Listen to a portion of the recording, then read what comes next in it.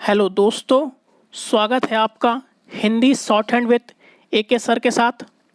दोस्तों, यह dictation 80 word पर मिनट का है और दोस्तों एक डिक्टेशन को आप 2 से 3 बार प्रैक्टिस करिए। आपका अच्छा गति अच्छा अभ्यास हो जाएगा उससे। तो चलिए दोस्तों, डिक्टेशन शुरू करते हैं। महोदय, जो एक के बाद एक आते हैं, शारीरिक आवश्यकताएं यथा भोजन, कपड़ा, मकान और आराम जीवन की मौलिक आवश्यकताएं हैं। दूसरे स्तर पर आती है सुरक्षा और भविष्य के प्रति निश्चिंतता। इनके लिए मनुष्य भांति भांति की वस्तुओं का संग्रह करता है।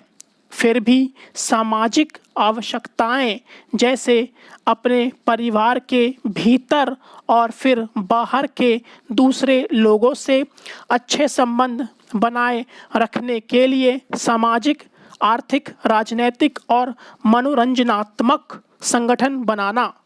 चौथे स्तर पर है अहम संबंधी आवश्यकताएं जैसे आत्मसम्मान, आत्मविश्वास और आत्मतुष्टि आदि।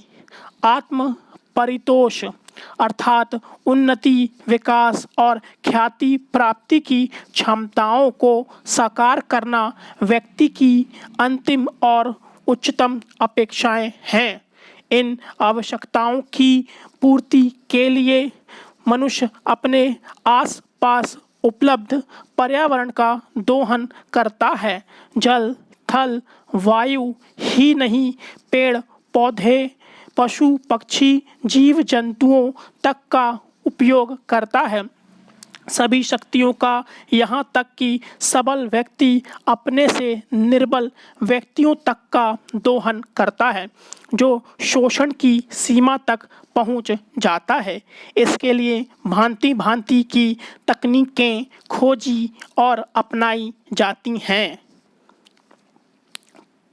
प्रौद्योगिकी ने मनुष्य को भांति भांति की आवश्यकता की वस्तुएं अभूतपूर्व प्रचुरता से देकर संतुष्ट किया है और आवश्यकता की सीमा रेखा भी खिसकाई है। विलासिता और सजावट की ऐसी सामग्री भी दी है जो अब बहुत कुछ आवश्यकताओं में गिनी जाने लगी है।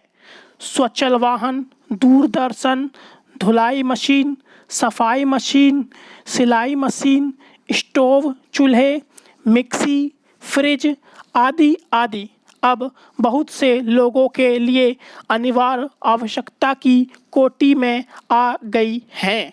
तकनीकी और औद्योगिकी से यह सब संभव हुआ है, किंतु एक ऐसा अल्प वर्ग भी है जिसके लिए विलासिता आवश्यकता की कोटि में आ चुकी है। विज्ञान की जन समुदाय के लिए तो मौलिक न्यूनतम आवश्यकताएं भी विलासिता ही बनी हुई है।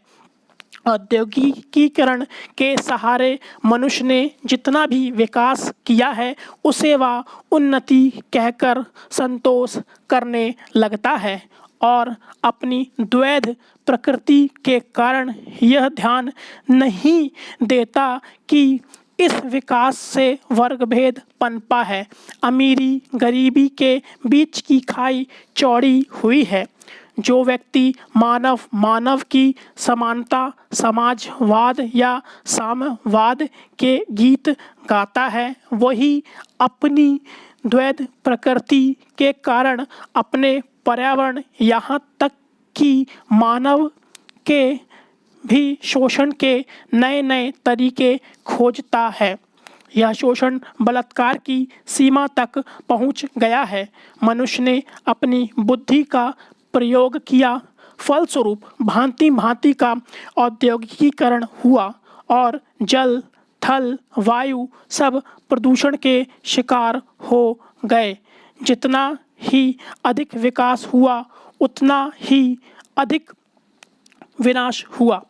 प्राकृतिक संपदा का भीषण ह्रास हुआ। व्यापक वन विनाश से भूमि बंजर और मरुस्थल बन गई।